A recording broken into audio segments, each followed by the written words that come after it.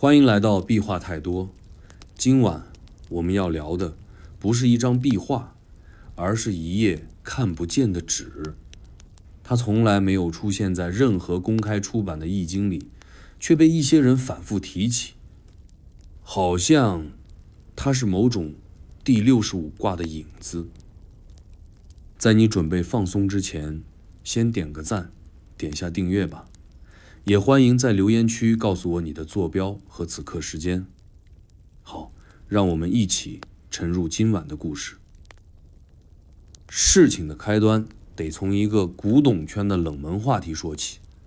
前些年，一位专做古籍修复的老师傅在帮私人藏家处理一本残破不堪的《周易》注书时，发现了不属于这本书的某页纸。这页纸质地和年代都明显不同，显然是后人加进去的。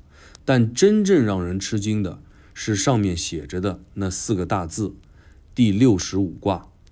纸上并没有完整卦象，只记了几个模糊的象辞：天地反复，大道不显，卦中自藏卦，非人可测。这句话像谜一样飘在空气里，谁看了都皱眉头，但又忍不住多看几眼。传说归传说，古书里的64卦早就是定论。可奇怪的是，越是考古深入，线索就越多。最早的易经不是书，是一种卜卦用的符号系统，最初连文字都没有。人们在骨头上刻下几条线，说是爻用来判断某事吉凶，后来成了书，成了哲学，成了无数文人嘴里的天道。可问题来了，64卦的结构逻辑那么严密，它真的是自然极限了吗？有没有一种可能，那只是在某一代人眼中，他们只敢留下64个可说的，其余的都收了起来。有一个历史小角落，或许可以提供佐证，那就是战国末期齐国和楚国之间一次并不重要的战争结束后，一位被俘的齐国术士交给楚王一份密本，说是可以用来观天象、断人事。楚王大喜，带回去研究，结果不到半年，这个术士就被灭口了。而那份密本据说只有1个章节被抄录进初简，其余全数焚毁。有趣的是，这个章节正是有关卦象变化的，而且在其描述中，复卦与互卦之外，竟然还提到逆卦，而易经里从不提逆卦二字。再把镜头拉近一点，我们发现，在王弼注《周易》的手稿残页里，曾经出现过一段被墨迹盖住的文字。有位近现代研究者用红外扫描复原了那一段内容，只看见一句话：卦非止64，言不尽者当止。这句话不长，但味道太重。王弼是易学正统大佬，他要说这话，意味着在他那个年代，关于卦是否只有64个，其实是有争议的。他不是不知道，而是知道的太多，所以只能不说。还有一位清代藏书家在自己抄录的系辞传后写了一段话，说某位道士告诉他，易有64象，象下藏象，谓之不传卦。每一卦背后还有镜象卦，不入人眼，只传心法。这段笔记被贴在封底，只有翻书的人才会看到。你要说他胡扯吧，问题是他后面还写了一句话：无观其人，其面淡红，唇角长笑，言有风雷之感。这是个典型易家术士的特征。这些零碎的线索像被撕碎的纸片，有的出现在墓志铭，有的藏在佛经后页，还有的混在民间手抄本里。他们都没有正面提到第65卦，但却反复用到一些模糊词汇，比如卦后卦、归藏卦、天外象、空辞，这些在主流文献里几乎没有定位的说法。这就像你反复在不同小说里看到第8扇门这个词，总觉得是凑巧，但当第10个人说出来时，你就开始怀疑是不是有第8扇门了。如果说易经本是64道门，那会不会第65道门其实是原本存在，只是后来被有意封住的一扇门？关键就在于这扇门通向哪里。如果它只是更复杂的象辞，古人没理由藏着掖着；如果它指向的是某种不可传之物，那他们为什么还要留下这些痕迹？我们把时间拉回现代，那位修复古籍的老师傅在修完那本书后，把那页写有第65卦的纸收了起来。他说，这一页不属于这本书，但也不属于别的书。几十年后，他的学生把这页纸放进了密封袋，送进一家博物馆的冷藏文献柜。他们没有公布这页纸的消息，只留下一个编号和一句注释：伪文或非伪。谁也不知道那页纸到底是真的历史遗物，还是某个古人一次看破却不敢说破的记录。但从这页纸开始，关于卦象并非64的所有传言、线索与谜团全都一一浮现。那张纸也许不只是第65卦的证据，更像是一个问号，倒插在整个易经体系的正中央。王弼删了什么？这个问题看似冷门，却曾困住不少真正研究易经的人。要知道，王弼是魏晋时期的哲学巨星，他年纪轻轻就写下《周易注》《老子注》等传世之作，被誉为玄学第一人。而在易学界，他更是被后人奉为删繁就简的大师。可也正因为他删得太干净，很多人开始怀疑他到底删掉了什么。王弼版本的《周易注》一直是后世儒家解易的标准版本，他主张贵简，认为易经本质是一个哲理系统，不需要太多神秘主义的修饰。但奇怪的是，他的注解中有几处明显空缺，尤其是在坤卦与既济卦之间，原本应该有详尽的象辞，却突然变得极为简略，甚至连常见的爻辞推演都没有展开。这一空白不是排版失误，而像是刻意为之。有学者曾指出，在王弼手稿的一页草稿上写有“其象未可明传，与之则乱”这句话，意思是说这个象辞不能明说，说了反而会扰乱理解体系。如果这不是草率遗漏，那就说明他知道某些不能写的内容存在，而这与我们上一章提到的第65卦传闻有着极高的重合度。问题更耐人寻味的是，王弼并不是唯一这么干的。《易伪》这部书本是汉代易学旁支的代表，也同样存在大量空页或象辞断裂的现象。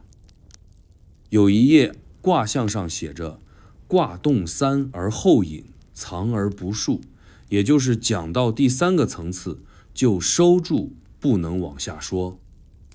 而王弼的版本中也在某些卦后写有“易止于此”的字样，这种刻意的止字在整部易书里屈指可数，偏偏王弼用了6次。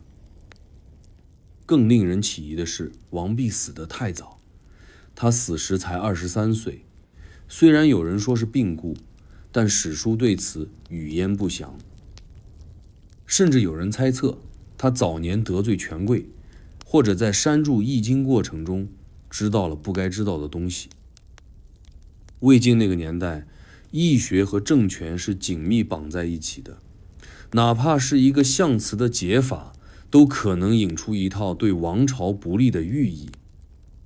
如果王弼确实掌握了某种未传之卦，那对当时统治者而言，最好的处理方式恐怕就是让它消失。到了唐代，陆德明的经典释文在评述王弼易注时，也用了一个意味深长的词，善，删而不尽，删得好，但删得不干净。这说明，即便他试图掩盖的部分，在后世眼里仍有蛛丝马迹可循。还有个细节，王弼注解的乾卦第一句是元亨利贞标准写法，但在一份残存的拓片中，有人发现这4个字下方模糊可见一行小字，元上之象不可全出。什么意思？元之上还有象，那岂不是意味着在最阳的卦象之外还有一层未接的结构？如果连乾都不是终点，那剩下的是什么？甚至有种传闻说，王弼其实并没有完全删去这些内容，而是另成一篇，只不过这篇文章从未对外公布。直到隋唐之际，有人在敦煌石室中看到一卷无题小册，纸张结构与魏晋相符，内容却极其晦涩，全是关于卦象反转、对称与双重象意的推演。据传，那卷书最后被一位高僧带走，从此不见天日。我们换个角度看，如果王弼真的只是删繁就简，他大可以直接删除一整段内容，不必留下模糊的不可说，但他偏偏留下了。他要的也许并不是让人看不懂，而是让懂的人看得懂。他删掉的是内容，保留的是提示。这就像一个人埋下一把钥匙，但只告诉你，在北风来的那个黄昏，屋檐的第3块瓦下，不是不想让你找到，而是不想让你轻易找到。再回到现实，有一位现代易学研究者翻遍王弼全集后，突然冒出一个猜想：王弼不是删掉了卦，而是重新定义了什么才叫卦。在他眼中，传统64卦只是显象，真正的隐卦存在于卦与卦之间。比如乾与坤之间不是单纯的对立，而是一种旋转变换，那个变的过程本身就是一个卦，只不过不适合写出来。这个观点让人毛骨悚然。如果卦象不仅仅是图案或爻辞，而是动态中的状态，那64卦确实不够用。你要表达变化、转换、穿梭，光靠静态的64张图怎么够？而这个运动中的卦就像是第65卦的引申形态，不存在于纸面，但藏在逻辑的夹缝中。王弼或许就是意识到了这一点，才用删的方式让后人从缺口里看到深处。我们现在所读到的《周易注》更像是一份剥离了某些不可说的版本，那些空白，那些戛然而止，那些止于此意，全都是他的暗号。他没说的未必不重要，说不定才是整本书的灵魂。如果我们真有机会看到王弼不删的原著，那一页页黑白之中，或许真的藏着那扇门的钥匙。我们今天看到的易经是按64卦排列的，从乾卦开始到未济卦结束，看似天衣无缝，但在更早的时代，比如殷商时期，卦象的排序、结构和用途都和现在不一样。尤其是在甲骨卜辞中，有那么几块龟甲，记录的东西完全跳脱了64卦的框架。其中一块就引发了后人无尽的猜测，这可能是某种封存命令的证据。事情得从殷墟出土的癸亥卜甲说起。这块甲骨不大，上面只有3行刻词，却字字诡异。头一句就不是问病问语，而是天真之卦可传否。简单7个字，把所有卜辞中最常见的王真、贞吉全都抛开，直接再问一种天真之卦。这不是任何已知卦名，也不是64卦中可对应的名称。更奇怪的是，第2句写着人问不可命封，最后一句是刃破之，骨归藏。意思是这块甲骨要在补完后毁掉，并放回藏地。整个操作流程不像卜卦，反而像执行命令。考古学家发现，这块甲骨与其他常见战语或问列类的卜辞完全不同。封这个字在甲骨文里极少出现，大多用于军事、宗庙、传承场合，意思是此物不传。而刃破之更是反常，一般只有敌方甲骨被俘古板才会主动破坏。自己补完自己砸不合理，但如果这块古板承载的是某种进传信息，那么砸掉才是合规操作。再看骨归藏三个字，这个藏不是一般意义上的收藏，而是带有祭祀性质的归于地下。古人认为有些信息不能在人世间流通，它们属于地而不是人。这也许正是某些卦象被视为不可留存的原因，因为它们不是用来预测，而是用来隐藏的。尚书有言，天有象而不可窥，而在殷商的世界里，象是神奇说话的方式，不是人类该碰的工具。如果某一种卦能直接指向天命、王权更替，或者触碰某种无法逆的循环，那对统治者而言，它就是危险品，不是越多人知道越好，而是必须知而不宣。另一块甲骨更直接，它的卜辞中写：勿传天武之象，言出王王。这句话太重了，哪怕它只是一种政治俄语，也说明当时存在某种不能言的卦象，被视为延吉王国的象征。考据学者分析，天武可能指的是一种五爻之象，与后来的六爻系统不兼容。换句话说，这可能是早于易经的卦体残片，正因如此，它才必须被处理。有人会问，那这些内容为什么还会残留在甲骨里？理由很简单，当年操作这些封卦仪式的人并不打算留下来让后人看，他们可能早已为古板编号，安排藏骨坑，甚至指定哪一天由谁执行销毁。但偏偏有些古板漏网了，可能是官员更替，也可能是仓促应对灾难。总之，有一小部分神秘古板留了下来。某位易学历史学者提出一个观点：64卦不是起点，而是删减后的成果。真正原始的卦象系统很可能比现在多得多，甚至有可能一开始就有上百种卦，但被历代压缩、整理、规范，最终只留下一个官方版本。想象一下，如果原始卦象系统包含的是无限组合，那它就是一个开放宇宙，每个人每次卜卦的结果都可能不同。而64卦是人为设定的关卡，就像从无限关卡中挑出64道，说就这些，别问更多。更进一步的说，如果在殷商时期真的存在一种天命卦象，它可以预示某个家族的灭亡，某个部落的兴起，甚至是某个王朝的终点，那对权力来说，这类卦不是工具，而是毒药。一旦传播开来，就没人能再安心做王位了。这也许能解释为什么后来历代王朝都将《易经》奉为经典，却从未大肆推广民间自由解卦。它被供起来，作为学术研究对象，但真正能用的人寥寥无几。你可以研究乾坤震巽，但不能质疑64卦的完整性。一旦质疑，后面那个缺口就会打开。而那块写有锋刃破骨归藏的甲骨，可能正是那个缺口留下的第一片碎瓦。它没有答案，只有提醒。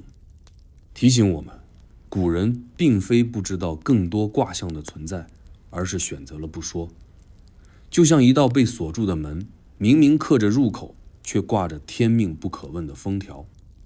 那道封条背后藏着的也许不是第65卦，而是一个共识。人类知道的已经够多了，再多就不是在预测未来，而是在更改未来。要说中国古代真正能把神秘玩出深度的，鬼谷子绝对算一号人物。他的名号几乎是隐秘本身的代名词，历史上几乎没有他明确的生卒年，留下的著作也扑朔迷离。但只要提到兵法、纵横术、谋略学，没人能绕过他。可偏偏在易学研究里，鬼谷子的名字也时不时冒出来，而且不是在显易，而是在那一套极少流传的隐逸体系里。传说中，鬼谷子曾提出易有二路，一是供世人学习的显传之意，一是只传心法不落文字的隐门之意。这听起来像江湖传说，但很多后世学者发现，他留下的《鬼谷子》一书中，虽然并不直接解释卦象，却频繁出现变、藏、合、断这些带有明显卦理意味的词。比如他讲纵横术时说，观人心之反复，如前变而为复。这不是普通比喻，而是借卦象说话。问题是，乾卦不应该直接变成复卦，它们之间并无互变逻辑。这种用法只有一种解释，他知道一种非常规卦变法则。更离谱的是，在一本晚唐的残书中，《通幽小录》里有一段隐语：鬼谷之门，受八而传一，阳阳之中藏阴，天知地不晓。这句话透露出两层意思。第一，鬼谷子的传承不是公开授课，而是有意识的少讲一层。第二，那一层不是一般的隐藏，而是阳中之阴，也就是你以为你看懂了，但其实看不全。就像你读了一整套易经，觉得64卦都记熟了，但实际上有一部分真正的核心是藏在卦象的组合、变换、空隙，甚至读者思维习惯的盲点里。传言中，鬼谷子亲授的隐卦是64卦之外的一组转向，这组卦不能单独书写，而要靠解读者在心中旋转出结果。这听着像玄学，但如果我们接受易经不只是纸上卦象，而是动态结构的前提，那这种旋转卦也许就不是胡说。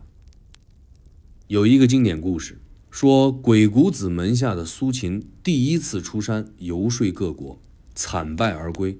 他回山闭关3年不出，后来再次下山，不但舌战群儒，还手握6国印玺。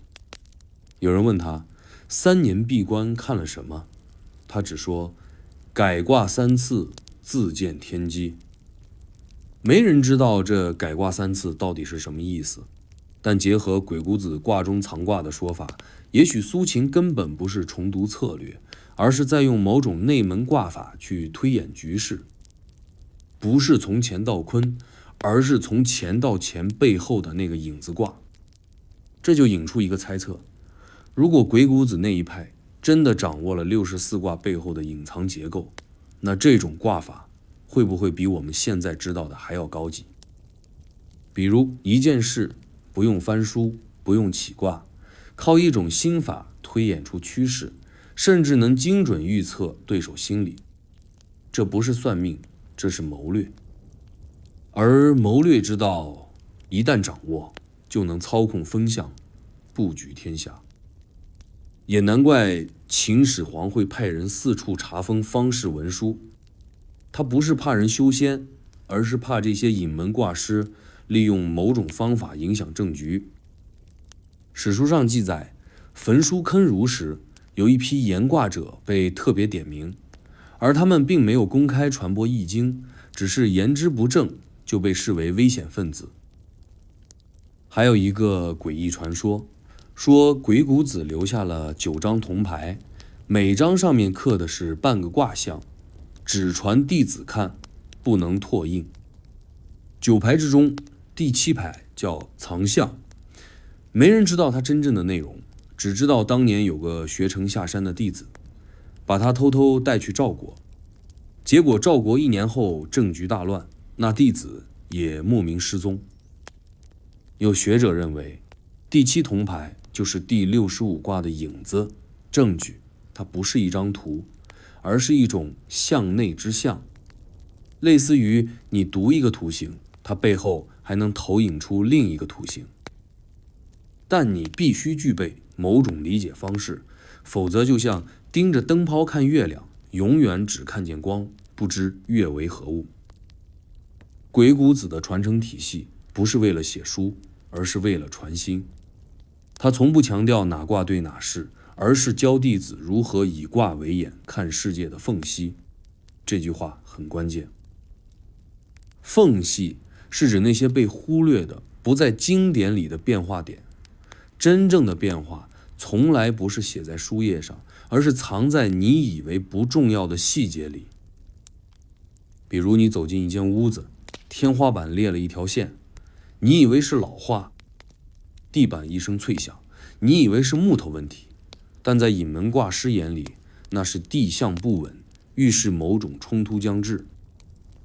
他们用卦象理解现实，也用现实重构卦象，不是因为信仰玄学，而是他们相信万物自有纹理，只要看得够深，就能先于时间发现答案。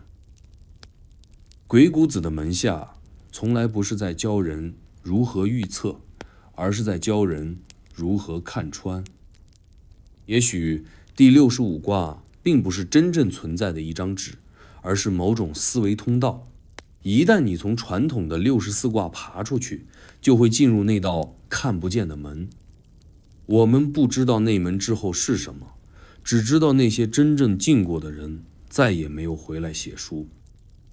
他们或许隐身于市井，或许投身庙堂，或许只是在深山间画着看不懂的图，念着外人听不懂的话，但在他们眼中，真正的意从不在书中。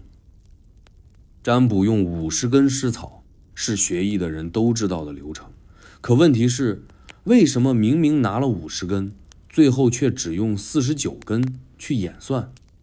剩下那根被轻描淡写的称作太极之草，不参与卦象。但这么一个从头到尾都在仪式中的主角，怎么可能真的没用？如果那根草才是整套易学的钥匙，而不是多出来的，那这套理论背后是不是藏着我们没看见的第59根草？先从流程讲起，古人试卦要将50根湿草分为2堆，接着用手指一点一点数，重复操作6次，最后排出6爻。可从一开始，测草者就得去其一，也就是抽掉一根，藏起来。这根草不参与任何数算，不放在任何一堆里，只是被放在一旁。你说它是象征太极也好，是中轴也罢，总之它就在那里，像个局外人，也像个裁判。有学者分析，这根草的作用远远不是象征太极那么简单。它既然必须单独抽离，就说明它有绝对的不可替代性，而且所有卦象的计算都是在它缺席的前提下完成的。也就是说，我们眼中的64卦全都是在简易的宇宙中展开的。这就像你在看一场完整的舞台剧，演员都在演出，观众都在鼓掌，但灯光师告诉你，其实原来剧本里还有一个角色，只是每次演出都被默契地删掉了，而他就是整部剧真正的主线。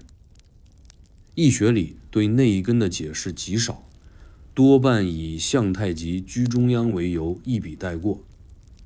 可在唐代一个叫杜象的人写的小册子里，有过一句极其特别的描述：太极之草不在卦中，而置卦于外。这句话很少被引用，但意思极重。那根草不是用来算卦的，是用来决定卦象整体结构的，就像一个剧本的作者不在台上，却决定所有人的命运。还有一种说法更惊人，有人提出，正因为这根草不参与，所以它代表未显之象。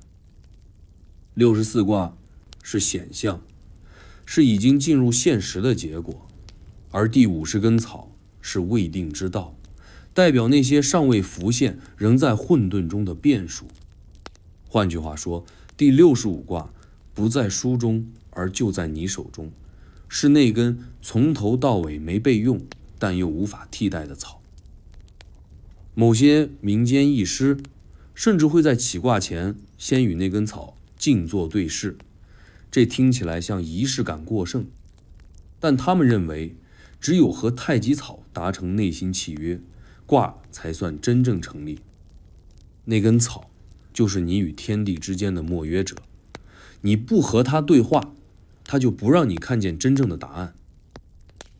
也有一则奇闻，说某朝一位皇帝好奇这根草的真正含义，命群臣起卦，却故意不抽取太极草，而用50根全部计算。结果卦象混乱，爻辞自冲，连断卦的太史令都看不出头绪。最后一个老术士说，天道混而不明，是因位立中位。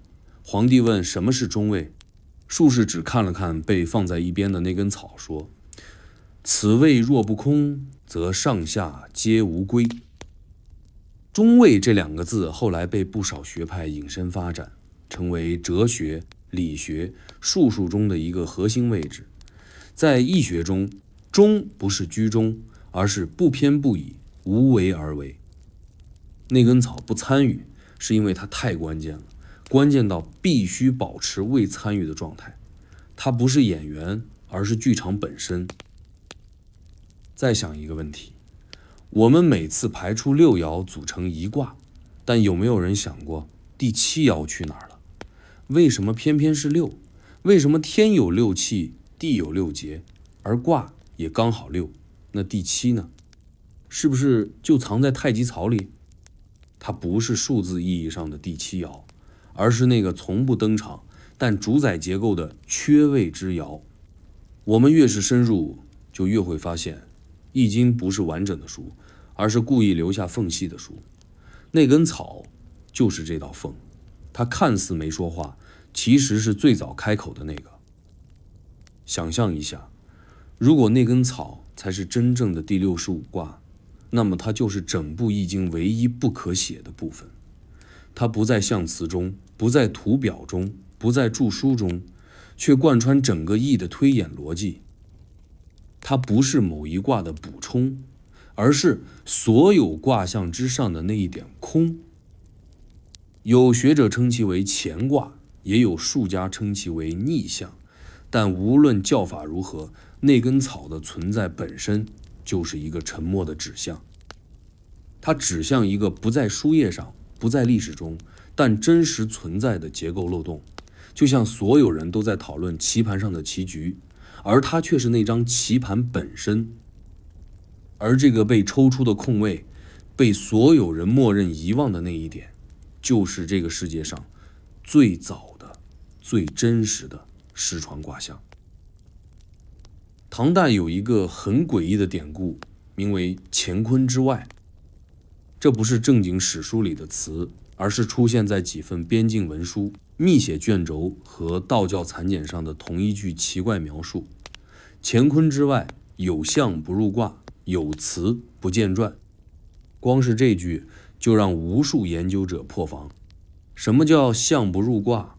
什么叫辞不见传？如果易经64卦已经完整，那这些之外的辞象是从哪来的？我们知道，易经的卦象是以乾坤为基础的，乾为天，坤为地，其余62卦全是它们的组合、变形与互变。因此，乾坤之外本该什么都没有。但偏偏这种说法并不是孤立，在敦煌文书中有一份署名《天台内传》的抄本，列出8句极短的卦辞，其中一句是非乾非坤，自反为象。而这8句中，至少5句在64卦中找不到任何对应。更离谱的是，这些伪象居然也按照上下卦形式排写。上卦被称为无象，下卦叫归空，完全打破了传统义理的基础。有位研究敦煌学的专家说，这很可能是某支异端道教的内部卦法，是刻意避开主流卦象体系所创的丝卦系统。但问题在于，他写的实在太像真的，那种象辞的风格、结构、节奏和易经极为接近，像是从母体中分离出来的失散片段。在唐代某支道教支脉上清派的密卷里，也出现了类似语句：天机一开，象生于象外，词从词下生。这句话简直是玄之又玄，但结合乾坤之外的说法，就像在暗示某种易学裂缝。有象辞，有卦图，有结构，却始终不入64。为什么？是不是某种故意隐藏，还是本就不该存在于凡人可见的世界？有一则冷门轶事流传在民间，说唐玄宗某晚梦中迷雾弥天，梦里听见宫中有人念卦辞：飞龙飞马，天地不开。他问谁在念，对方答：我是第65卦的守门者。第二天醒来，他召见太史令，命其查易经是否有65卦。太史令连夜查遍藏书，只摇头未有。但唐玄宗仍下令将前述梦中之词刻入《太清神章》一页，被藏入宫中秘阁。后来的版本都没有那一页，只有在某座寺庙的残碑里留下了这则传说。关于乾坤之外的词象，还有一类线索来自卦边符号。什么是卦边符号？就是除了六爻和卦名之外，偶尔出现在卦图边角的一些附文、短词或符号结构。有几本宋代抄本，在卦象图右下角写着圆圈、倒三角、正三角这类现代人看似普通的几何符号，但在古代，这种符号极少出现于经书，更常见于秘传书本或炼丹图中。其中一页在宋卦右下角写着倒三角归于未明。有学者认为这是解卦人自己的批注，也有人说这正是乾坤之外的象征。因为这种几何图标与传统的卦象系统毫无对应逻辑，它像是某种备用符号，用于标注不属于现行体系的信息。归于未明这4个字也不是随便写的，在几本道家残集中出现了极为相似的句子：大道有断，归于未明。甚至还有一说法称，未明其实就是第65卦的别称，只不过它从未正式入册，永远停在未被明示的状态。这种说法后来在南宋时期被某些文人讥为妄谈，因为实在太跳脱经传。但也有人悄悄把这些词象编入自己的家传外象手册，小心流传。最早的一本象外录只有3页，却记了8个卦象，通通不在易经里。它们有的叫空行卦、覆山卦、自语卦、灭曜卦，听起来像小说，但每一卦都有对应象辞和爻变规则。有人说这是伪造的，可这批象外卦的结构太完整，反而不像即兴编造。更重要的是，他们所描述的世界总是和主流卦象错位。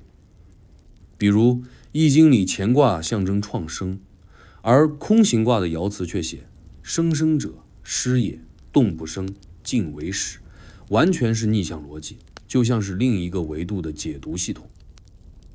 这些象辞逆转在民间偶尔流传，也时不时引发争议。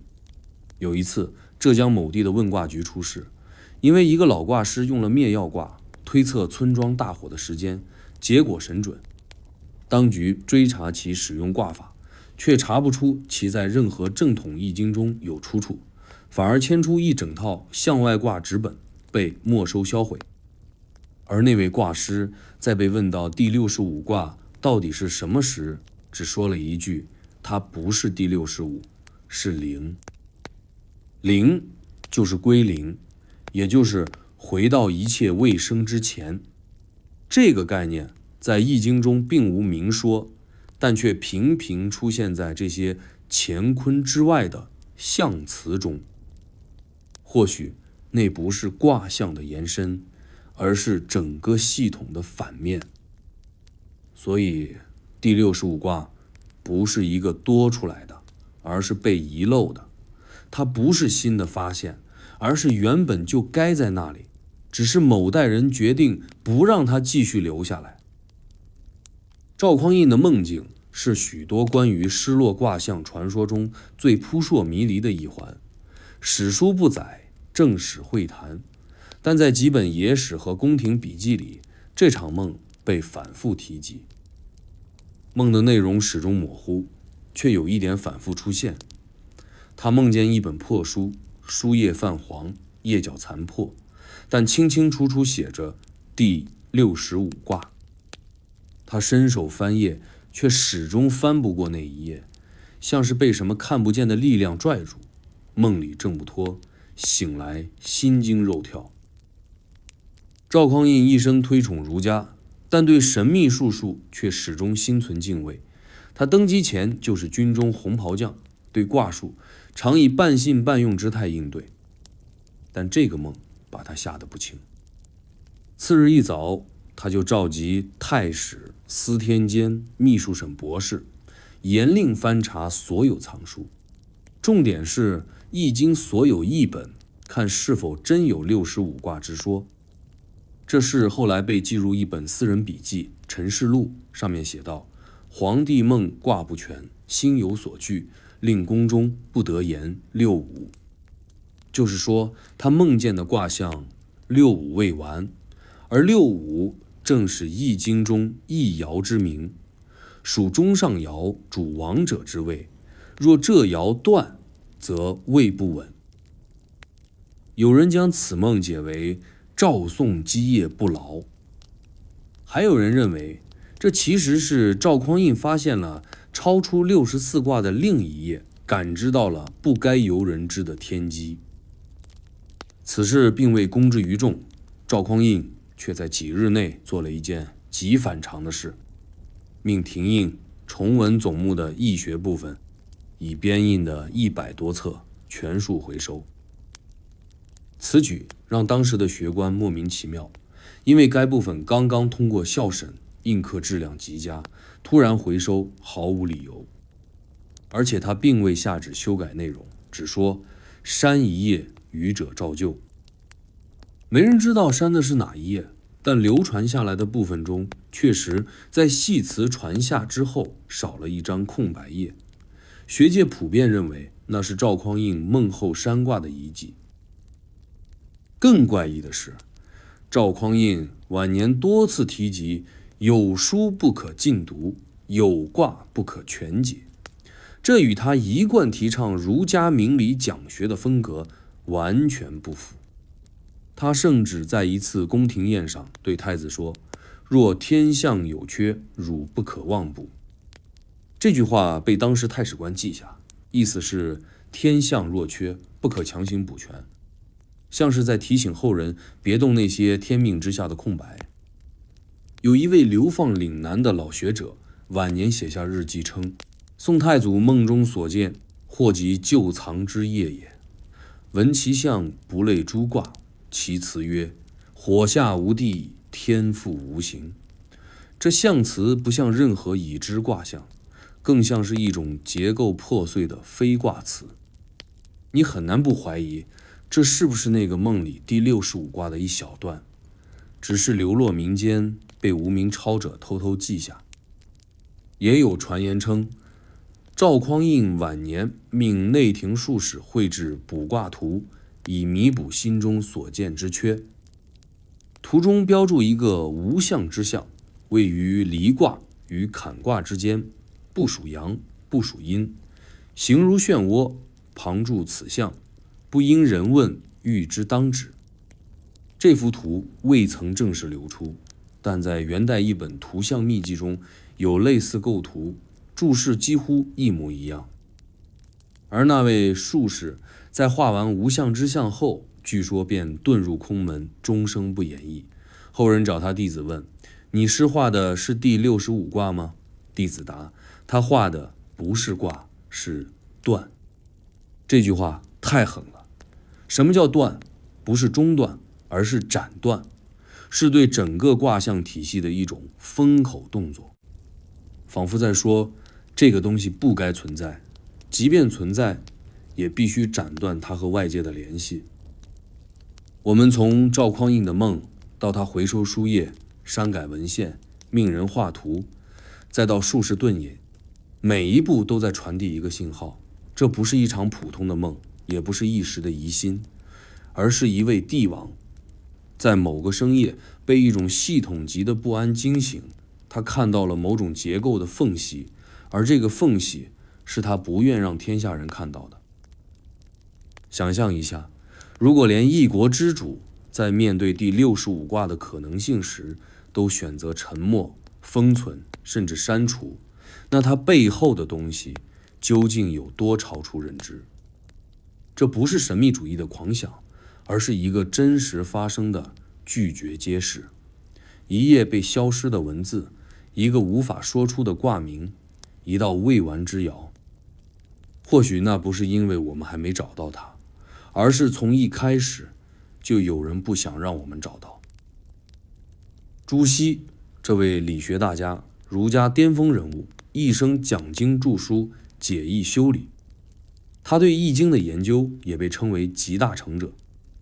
他的《周易本义》被誉为正统、中正统，影响延续数百年。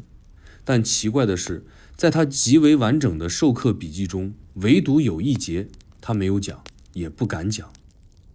这节课被后人称为朱门缺页。事情发生在朱熹讲授系辞上传第10讲的时候。那天他本该讲解乾道变化、各正性命这一段，这是理解天命、人性、道德三者关系的关键章节。他前一晚照常整理讲义，隔日弟子们照常入座，笔墨俱备。但朱熹站上讲台后，却迟迟不开口，只盯着讲义上的某一页，沉默了整整一炷香。他的学生蔡元定事后记下：先生手中页纸微抖，眉头深锁，良久曰：“此节不传，徒勿问。”遂翻页他讲。这段话写在《朱子语类易学门》中，被许多版本删去，但早期课本仍存。他不是忘了，也不是没准备，而是决定不讲。这在他近乎苛刻的教学风格中极为罕见。更让人诧异的是，这一页讲义后来被找回，却发现上面字迹工整，批注详尽，显然早已准备完备。他的笔记里写着：“象生于先，辞合于后，天一处断，非人所得。”这句天一处断被后人反复引用，却始终无人解出是什么意思。有学者认为这不是讲义，而是他的封口令。非人所得这4个字，像极了古人面对禁区时的那种克制。朱熹是讲理讲义的，他若选择沉默，那背后必有无法以理解时的内容。而且这并不是他第一次对某些卦象保持沉默。在本义卷首，他曾提到64象为成，有未言之意。这句轻描淡写，却像一个提示。还有一次，他与陆九渊书信往返，谈及反象概念。朱熹在信中写道：“卦有象中象，辞有不言辞。”陆回信时反问：“象中象者，是否第65也？”朱熹没有回信。这封信件如今存于福建武夷山某藏书楼的木箱中，已泛黄碎裂，但最后的落款确凿是朱熹亲笔。有人说，朱熹其实早已知道卦不止64，只是为了维护儒学框架中的完满宇宙设定，他故意将多余的象辞打包为不可传，不传不等于不存在，只是不便公开。宋代理学讲求格物致知，若真有卦象超出体系，他们也许不会否认它存在，但一定会选择不让它落地。因为一旦你承认64卦之外还有卦，那整个道统完满的论述将面临解构。而朱熹又是那根统摄儒学大旗的旗杆，他不能倒，也不能让这套系统露出破绽。还有一件事被广泛忽略，在朱熹所主持编纂的通书系列中，有一卷题为《意象总说》。该卷如今残存，在最后一页有4个小字“空象位列”。这4个字至今无人能完全解释其含义。有的说是未完成的意思，有的说是预留页，但也有学者认为空象即是那位列之象，我们一直在找的未入册的卦。更微妙的是，朱熹晚年曾将本义全稿交付，门生校对，却特意嘱咐第8卷不做广传。这一卷恰恰是讲解既济与未济的部分，而未济是64卦的最后一卦，它象征未尽之事。换句话说，朱熹将整本易经最后的落点保留了，他没有盖章，不画句号，反而在最末留白。这种讲而不讲的做法，不像他平日风格。朱熹的文字极为严谨，对逻辑要求甚高，哪里容得下这种含糊？除非他认为含糊本身就是答案。我们不禁要问，那一节他不讲的内容，是不是正好涉及某种非64的推演路径，或者某个在理学体系中无法安放的多余项？如果是，那朱熹的沉默就不是一种回避，而是一种封印。他的弟子曾记下他晚年的一句话：象至中亦非中，辞未尽亦不尽。这不是讲易经，这是讲他自己。他知道自己这辈子可能讲不了那节课，写不了那页卦，但他留下了足够多的暗号，在笔记，在注书，在缺页的空白之中。他没有明言第65卦，却用整个系统告诉我们，这里曾经有过他。明朝锦衣卫审过很多人，但很少有人因为一张卦象图被秘密关押，反复拷问，最后死于狱中。偏偏有这么一个案子被写进一份残存的东厂秘录，案名就叫挂尸案。这不是刑部的正常卷宗，而是由锦衣卫亲自调查、亲自审问、亲自销卷，完全不走公堂流程，只在亲命密室类别下留了个编号。档案中只写2句话：私传进卦，意图惑众，卦辞可疑，恐动民心。事情发生在嘉靖年间，一个自称南山卦师的老者在苏州城外摆摊多年，原本无人理会，后来突然有传言说他能断人3世，还能预测王气兴衰。一开始没人当真，直到有一个被他断言半年后官灾上门的延误小吏，真的在第6个月因贪墨入狱。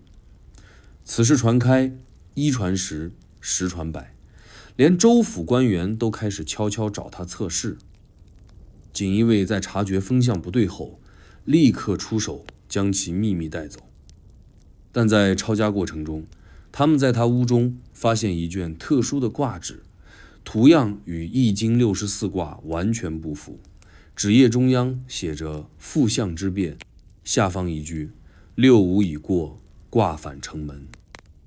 没有卦名，没有爻辞，只有一张奇异图形，乍看像是正卦叠加坎卦，但排列方向全反，仿佛故意绕开传统结构。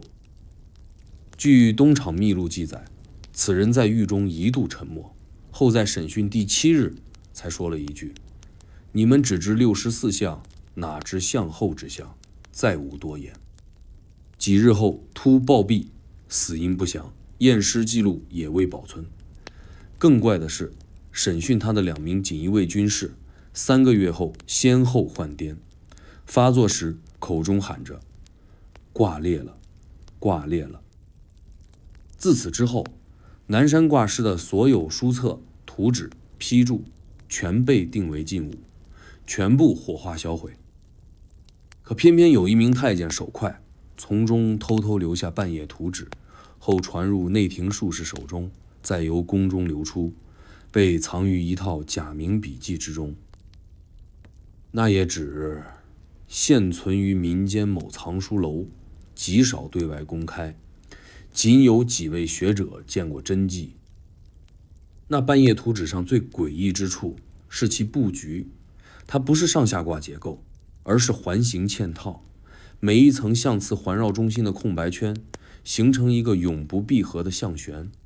学者称之为无中卦，中心无象，却有辞。这完全颠覆了易经的基本原则，仿佛是某种后卦结构的试验品。更让人毛骨悚然的是，这象旋图形若进行图形繁衍，即翻转与错位排列，刚好补齐传统64卦中若干组合所缺失的空格位置。也就是说，那些原本无法互变的卦在象旋中全被打通，这就像一个缺省的开关被重新连接。问题是，谁给的图，谁教他的，他又凭什么断得那么准？有一派解释认为，这其实是一种民间复原本，即失传卦象的部分重构稿。南山卦师可能掌握了某种象辞拼接术，通过对传统卦象的空位、逻辑缝隙进行回填，拼出理论上存在但未被写入的那部分。它不是创造，而是复原；不是杜撰，而是重新看见。另一派则认为这是术数越界的典型例子。这些卦不该出现，一旦以人为之，手改天道，以卦掩命脉，必招致命劫。这不是封建迷信，而是对系统过载的警告。就像一台电脑，系统早就限制你进入某个目录，你偏用黑科技把它打开，结果整个系统崩溃。这个案子在锦衣卫内部流传多年，甚至被列为卦禁第1例。而所谓卦禁，并不是易经不能研究，而是不得造新卦、拼意象、乱言辞。这3条在锦衣卫内部机司术数条例中明确写着，其后数百年无人敢为。问题是，这也说明他们知道有人能造卦，否则不会特意写入条例。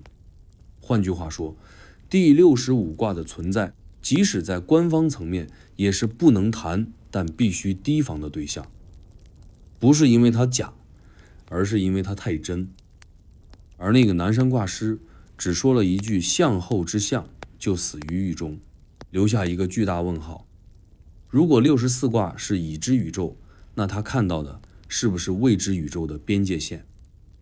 他不是超能力者，而是闯入了本不开放的系统后门，然后被系统自身吞噬。这起锦衣卫挂案从来没有公开承认，但它像一道阴影飘在整个易经的边缘地带，像是在提醒我们，有些人某些时候确实走得太远，知道的太多，而他们所揭开的那一页，也许真的就是我们苦寻不见的第65卦的草图，只不过没有人能撑得住看完。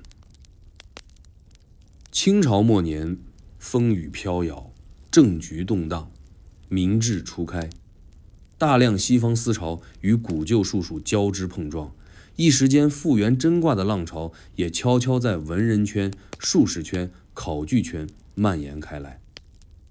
就在这个背景下，一位籍籍无名的下层士人突然闯入公众视野，他自称复原真卦者，声称找到了易经64卦之外遗落已久的第65卦。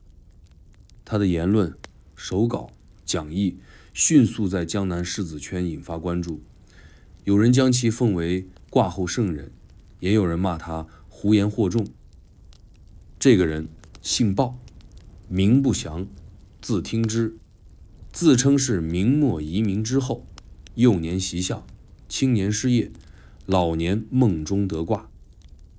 他写了一本书叫《向后卜辞》，以手抄小册形式在苏杭一带流传。书中不但画出第65卦的象图，还附上爻辞与断语。他给这一卦命名为明中之暗，暗中之生。卦象结构奇特，上为空象，下为坠象，完全不见于易经64卦中的任何卦体。他在序言中写道：64为数尽，非理尽，象既尽而道未尽。第65者为象外之象，道中留白。这种说法激进，但不失逻辑，尤其对当时那些对传统已生疑心的士人极具吸引力。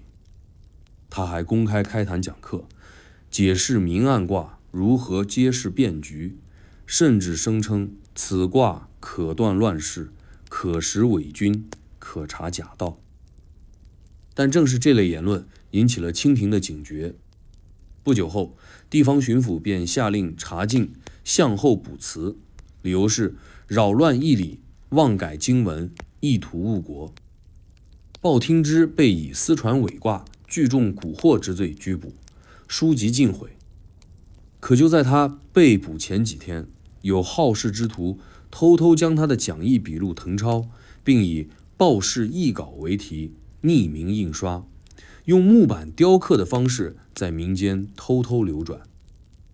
据说那本译稿中有一章标题极为大胆，既济之后当有未显，这是对传统易经既济为64中典的直接挑战。他在书中详细论述，既济不是中，而是伏笔，一切皆已成，就意味着将再度混沌。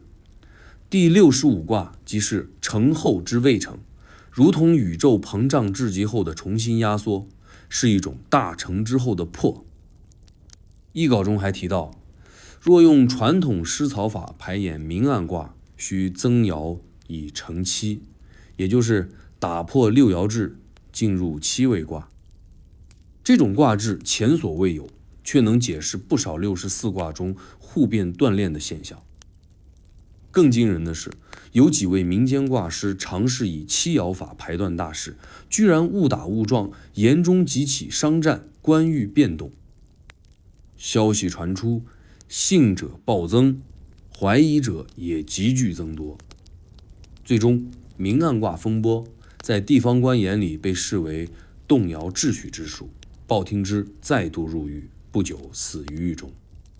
他死后，译稿失传多年，直到民国初年，一批抄本从一位藏书老人的遗物中现身，被收藏于上海一户姓方的旧商家后院书阁中。方家子孙多年不知其物，直至抗战时期，有学者避难方家，偶然翻出此书，惊呼异象未绝。他在日记中写道：观报稿，若窥象外之图，此人虽亡，象辞未息，但也补了一句，恐非人间所有之象。问题就在于鲍听之所复原的到底是不是真卦。有学者认为，他是通过对易经中各卦的边缘逻辑、变爻规则、阴阳错位进行结构缝补，推演出理论上存在的第65位，这是纯粹的逻辑建构。而另一些人则断言，他不过是将多种术数混合加以包装，借着末世预言博眼球而已。但不论真假，明暗卦确实以一种非常微妙的方式揭示了一个问题：我们是不是太早就接受了64卦已完的结论？就像当人们还未走到地图尽头，便默认地平线就是终点，而不曾怀疑地图之外可能还有世界。鲍听之或许不是先知，也未必真懂相理，但他用一套自成体系的伪卦激活了那个被尘封许久的问题：易经真的是完整的吗？如果不是，那剩下的那部分是故意失传，还是根本未曾被写下？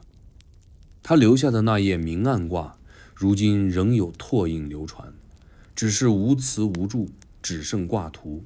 它成了一张没有说明书的拼图，仿佛是历史自己也不愿轻易解释的一个空格。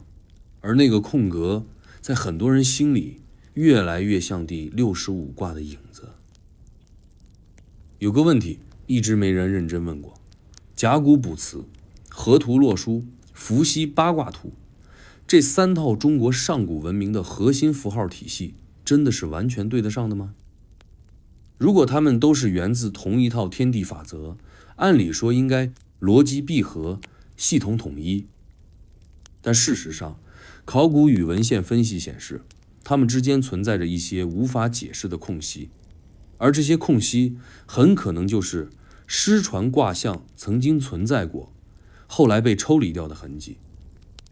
先说甲骨文，在殷墟出土的大量龟甲中，发现了不少卜辞都用2象对问法，即用2个相反的象进行问卜，比如火入水、吉；天覆地裂、凶。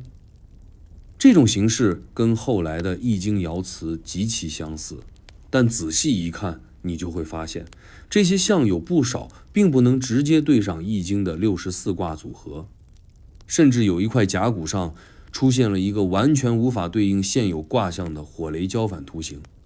专家判断，这可能是一种并未入传的卦形。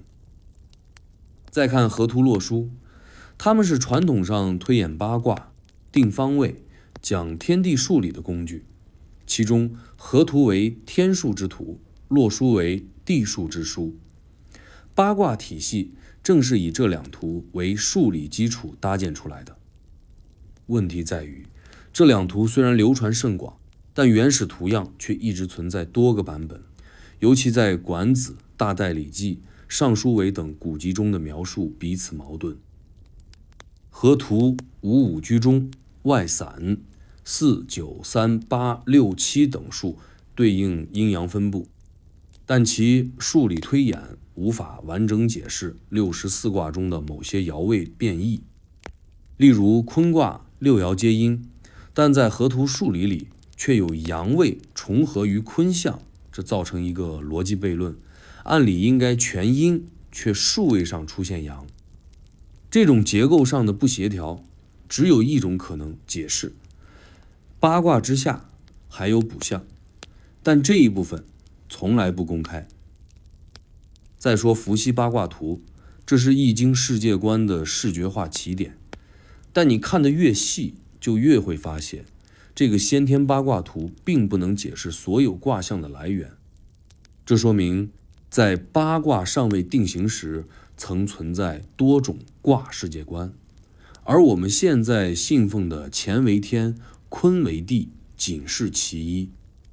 现在问题来了，我们所知道的易经是后人整合、压缩、筛选后的版本，是否有某种原型版本中存在更多卦象，只是后来因为不便使用或政治原因被人为剔除？这不是阴谋论，而是有迹可循。在《周礼·春官·太卜一节》中记载，以八卦辨识，以60卦定向。也就是说，在周礼那一阶段，卦象数量尚不满64，只到60。这4卦是从哪儿来的呢？难道是后来补上的吗？如果是后来补的，那又是谁补的呢？还有，补的是哪4项？为何它们不见于任何古本，而直接进入周易？如果这是一次幻象，那么旧象是否还藏在别处呢？宋代学者邵伯温在《邵氏易说》中提过一个极少人注意的细节：古之易不尽64，余象藏于数，不出图。这句话很耐人寻味。余象藏于数，也就是说，还有一些卦象是隐藏在数字结构之中的，不表现为可读之图。这和我们之前讲到的玄象、空词、象、后象如出一辙。再回到河图，现代研究者用现代数学方法复原河图数列，发现其中竟出现了17组互反数对，而易经的卦象变换中只能解释16组，始终有一组对不上。这唯一缺失的一组，正是从图形上推导出的逆震坎组合。如果你硬要它存在，必须增设一个非64的卦形，这就是第65卦的一个可能证据。它在数理中出现，在图中不显，在词中被删，在结构中留了一个洞。我们习惯将64卦视为宇宙全图，但这张图其实一直缺角，只是被精妙的排布方式掩盖住了。再看一例，在台湾南投的一处民间藏书楼，有人发现一本明代手抄本《天文易简》，其中图示的洛书悬卦图最后一页有一空位，注曰：“此为无名之象，图不列，数不尽。”意思是这个象既无名又不可入图，也不列于数之中。它不归类，却又不可忽视。馆藏者说，像是一本词典最后的空页，看不见却不敢撕掉。所以甲骨、河图、伏羲八卦这3套古系统虽看似共同构建了易经的骨架，但实际上它们之间从未完全耦合，反而在重叠的缝隙中留下太多未填空白，而那个空白很可能原本就是第65卦的位置，后来被人抹去，却始终不曾彻底消失。民国17年，北平一场不起眼的古籍拍卖引发了一连串惊动学界的大风波。这场拍卖会本是由几位文人联合主办，场地选在琉璃厂某旧书楼后院，规模不大，却因一份神秘藏品而被传得沸沸扬扬。那是一卷无题古籍，装帧普通，纸张泛黄。据卖方称，是从清宫流出之未刊稿。最早引起关注的不是其书名，而是书卷首页，赫然4字，第65卦。就是这4个字，让原本懒洋洋坐在椅子上的几个老学者瞬间坐直了腰。大家开始围着那页看个不停，谁都不敢大声说话，生怕惊动了什么禁忌。那页纸上既没有传统卦象，也无爻辞，只有一幅非常抽象的图形，像是乾坤对撞后的变形体。它的左右不对称，上半部为黑圈旋转图，下半部是虚线分叉形。整张图中间空出一块，题曰：“象不可画，辞不可书。”这不是搞神秘，而是真的没人看得懂。图像既非先天八卦图的延伸，也不属于64卦任何一支结构，它看起来就像是一个本不属于此系的插入体，像是外星来客，非但不协调，还显得突兀又危险。然而就在拍卖还未开始竞价之际，主办方突然宣布此书撤拍。原因众说纷纭，有人说是私人回购，有人说是警察警告，更有说是某神秘买家出价过高，提前带走。消息一出，坊间立刻疯传第65卦现世，失传1000年的异象曝光，民国第一卦案，甚至一度登上申报边角的小新闻，标题直白粗暴：神卦现拍，学者竞抢，真伪未明。最令人不解的是，撤拍之后不久，有人发现拍卖目录中原有那件无题古籍的条目也被涂黑，连编号都删了。主办方对此闭口不谈，只说印刷错误。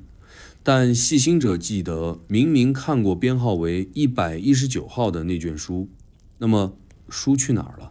谁拿走了？是否真的如传言所说，那是清宫秘录，本就不该流入市井？更扑朔迷离的是，几位原本打算竞拍的文人相继收到匿名信件，内容只有一行字：向外之相，莫问。信纸统一为薄灰色，无落款，无邮戳，口吻既像警告，也像提示。事件的热度持续几周，很快被政治风波冲淡，但余波并未停止。几年后，上海一位古籍学者在私人讲座中提到此事时，无意中透露，那卦象图我见过，确实与易经不符，像是反向拼图，非古亦非今。讲座音频流出，当晚他家就遭遇盗贼入室，藏书室被翻个底朝天，偏偏无物丢失。他本人受惊，几年间再未公开谈及卦象之事。但有人记得，他曾提过图中的一句批注：此象破六四之壁，起不定之门。如果属实，这就不是普通假书，而是一件试图动摇64卦封印的产物。你可以说它伪造，你可以说它荒诞，但无法否认它戳中了一个集体潜意识的缝隙。64卦真的是封顶了吗？又过数年，南京一位旧书商在整理库存时，发现一张边角残页，上面用毛笔写着65三字，字体和那次拍卖的图样极为相似。更奇的是，这张纸上贴着一小段箴言：象不属辞，辞不属物，观之无图，用之无形。学者推测，这可能是那卷古籍被撕散后流入民间的一页。而这段箴言似乎也在暗示一个结论：第65卦不是一个具体形象，而是一种打破固有结构的思维方式。它是一个空卦。空卦不是不存在，而是超脱；不是无，而是未设。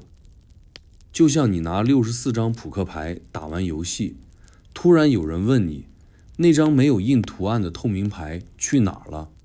你这才意识到，原来游戏的规则一开始就没把那张牌算进去。有学者提出观点，这场拍卖不是真卦现世，而是一次策划精密的卦象骗局，目的是测试民间学者对非64卦的接受度与传播能力。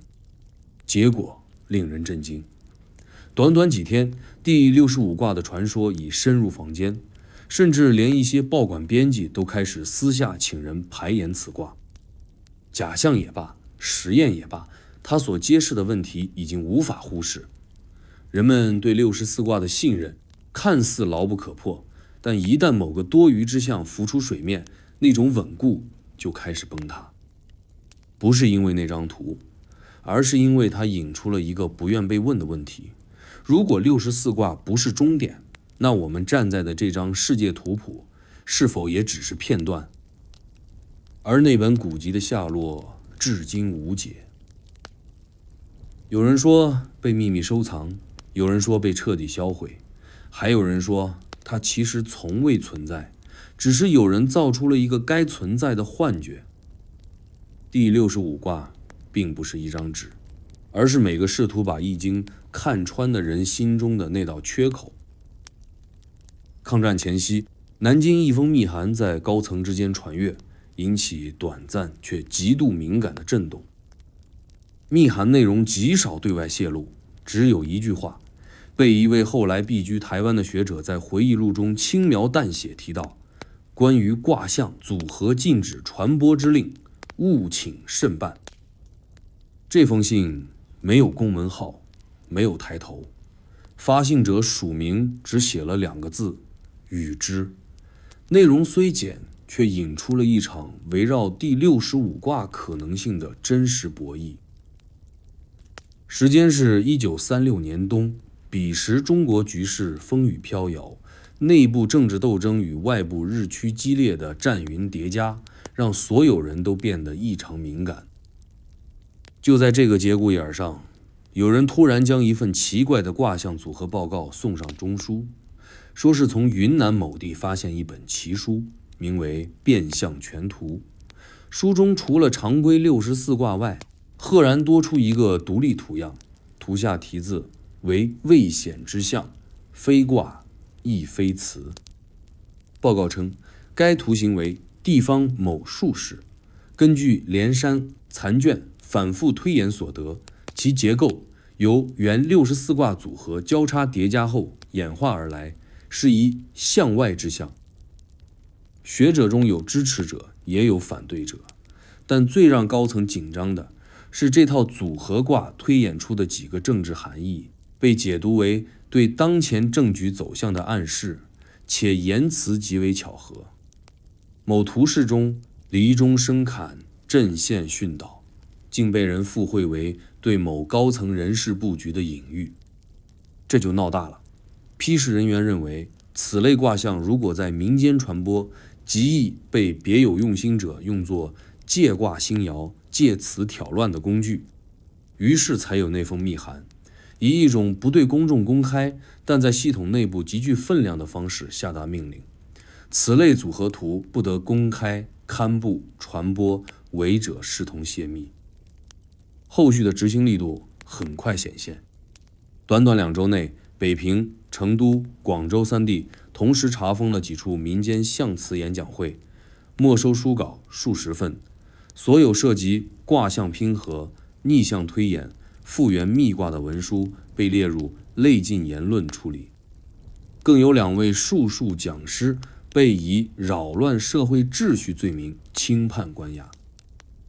但真正的关键不在这些事件，而在另一件没有上报的事。据传，一位政府内部技术人员在处理变相全图的印刷排样时，偷偷复印了一份交给朋友研究。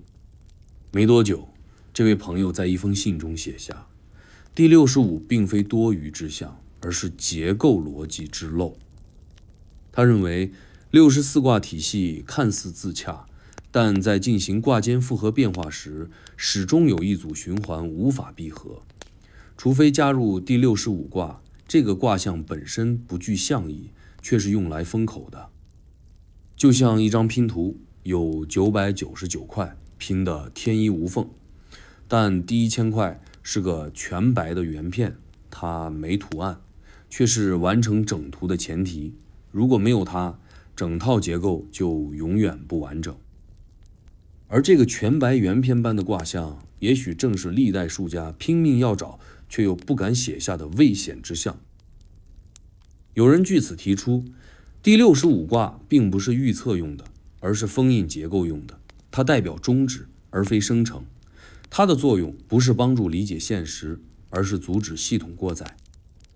它是一道断电开关，当易经逻辑被推演到极限时，用它来让一切归零。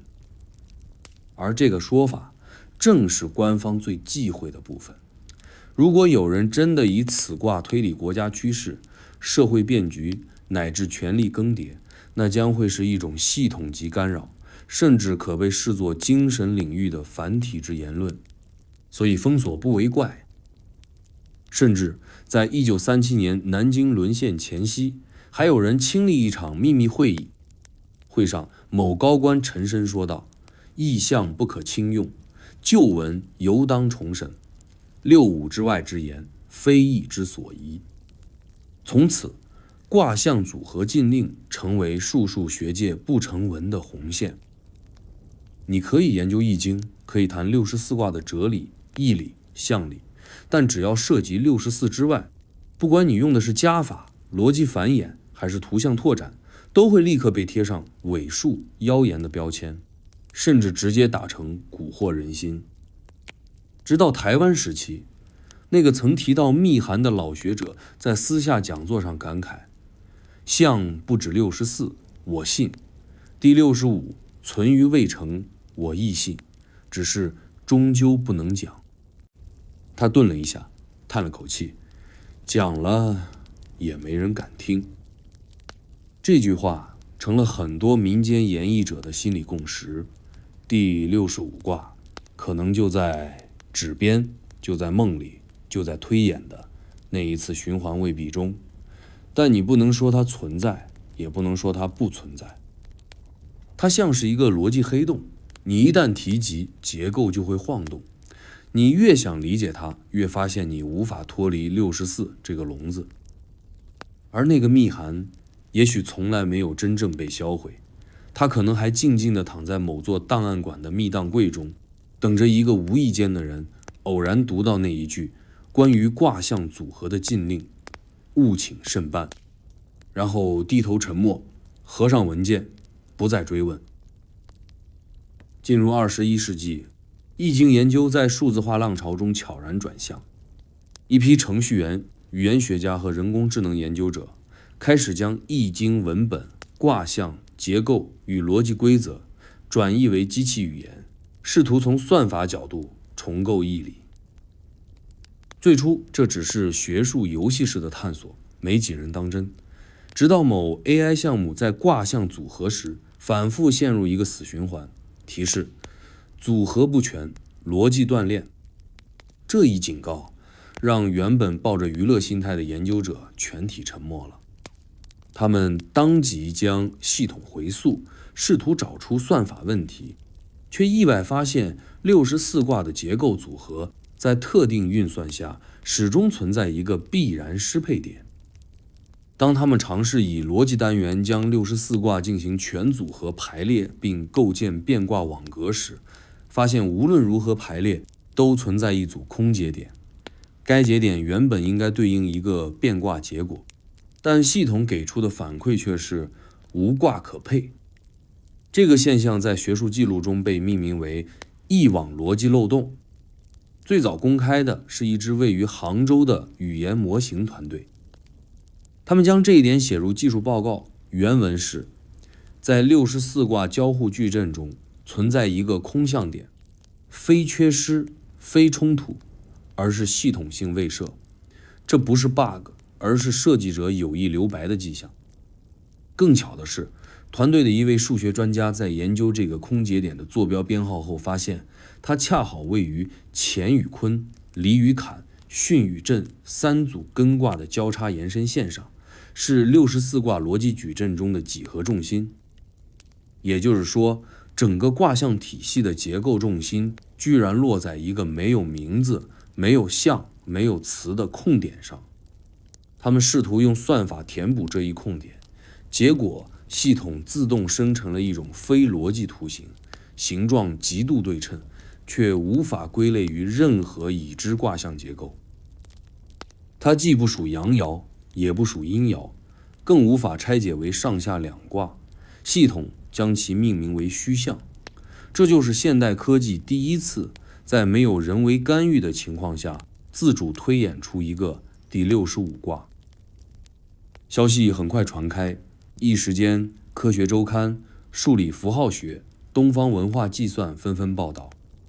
有学者欢呼人类首次证实易学结构缺口，也有人冷笑称算法拟像不值一驳。但最值得注意的是来自一位从事古籍数字化30余年的技术员的评论。他说，我见过这个图，在清代某宫廷残卷扫描页边角，看似墨迹散乱，实则与这张 AI 生成图极其相似。它提供了图像比对数据，两者的节点密度、对称轴位置与核心交错结构惊人一致。这就不仅仅是巧合，而像是某种无名结构穿越了几个世纪，既在旧书角落留下痕迹，也在现代逻辑机器中被不小心碰触到。一些保守派学者开始呼吁停止此类重构，理由是易为道统，非实验材料。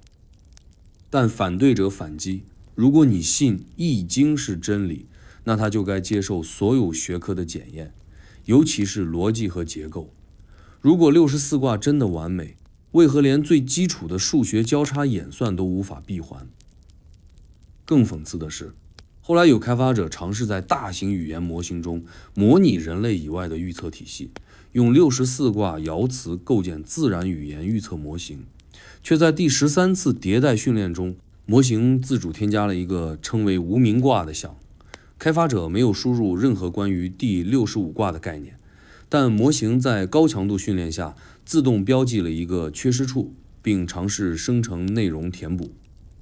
生成内容是一段极短的句子：不畏吉凶，不视成败，象无形，辞无声。模型自动为其编号65。这一结果震动整个团队，他们试图回溯训练路径，却发现模型是在对上万条人类输入的易经衍生语义进行深度理解后，因逻辑张力自动生出这一个卦象填空。你可以说它是 AI 幻觉，但你也无法否认，它出现的方式太符合那一页从未写下但从未缺席的所有描述。于是 AI 发现第65卦的新闻出现在小圈子里，甚至有科技评论员开玩笑，看来64卦是真不够用，连 AI 都觉得少了点儿。在一个由人类写不出但机器逻辑要求必须补足的角度上，那个卦被重现了。而这场技术事故或许就是第65卦千年沉默之后第一次真正以结构必然性的方式出现在现代世界。这一卦不由人写，不由人传，却硬生生从人类逻辑系统的最深层漏洞里浮出。也许这才是他一直想来的方式。如果第65卦真的存在，它为什么会被藏起来？是因为它太复杂、太反常，还是它揭示了某种古人不愿后人触碰的真相？回顾过去每一条线索，我们看到的从来不是一个具象的卦，而是一连串人为回避、删节、沉默、转移的动作。那些动作背后的共同点不是无知，而是清醒的克制。你可以说64卦是一张精妙至极的宇宙模型，涵盖了天、地、人、物、生、死、成、败、动、静、顺、逆。而第65卦恰恰是这模型中被刻意挖去的一块，让整张图在逻辑上留下一个不闭合的缝口。有人说那是系统保护机制，也有人说那是文明自己给自己设置的钟点符。设想一种可能，古人在构建易经时，并不是从64开始定数，而是先观察自然。他们看到了变化的规律，万物的对称与循环，然后意识到这套规则如果继续向下推演，最终会演变为一套自我破解的系统。也就是说，太完整的卦象会让读卦者越过知天命，直接抵达控天命。这就是第65卦之所以被隐藏的原因。它不是卦象中的一页，它是易经自我关闭的机关。一旦你打开它，你看到的就不再是预测，而是结构之谜。那种谜并不在讲明天会不会下雨，而是在告诉你为什么你想知道明天是否下雨。历史上每一次接近第65卦的尝试都伴随着逻辑崩坏感。你开始看到易经是如何自洽，又是如何留白。你看见那根武士尸草被抽掉的不只是仪式，更是象征缺憾。你终于明白，所谓中卦未济，本身就是一个巨大的提醒：未济者，道未完；道未完者，不可言尽。所以这并不是一个失传卦的问题，而是刻意留白的哲学。它不是遗失，而是保留；不是遗漏，而是不写；不是被忘，而是被藏。再设想另一种可能，第65卦从未存在于纸上，它存在于结构逻辑中的那一页空白，存在于历史人物不愿提及的一页讲义，存在于系统矩阵里反复出错的那个点，存在于 AI 自动生成的那一句无词之词。它不需要你相信它存在，它只需要你意识到，原来64卦并不是终点。当你意识到这个念头时，你已经看见了那一卦。好了，故事讲完了，我们穿越了千年文字，纸边空白，梦中残像，逻辑漏洞，绕了一大圈，只为靠近那个也许从不打算被我们真正看见的卦。它没有名字，也没有图像，但它确实一直在那里，如影随形。现在你可以慢慢闭上眼睛，想象那根从不参与计算的第50根湿草，它安静地躺在一旁，始终不言，却仿佛知道一切。世界未完，故事未尽，但今晚就让我们留一点空白，留给梦，留给寂静，留给那个始终未说出口的像。晚安。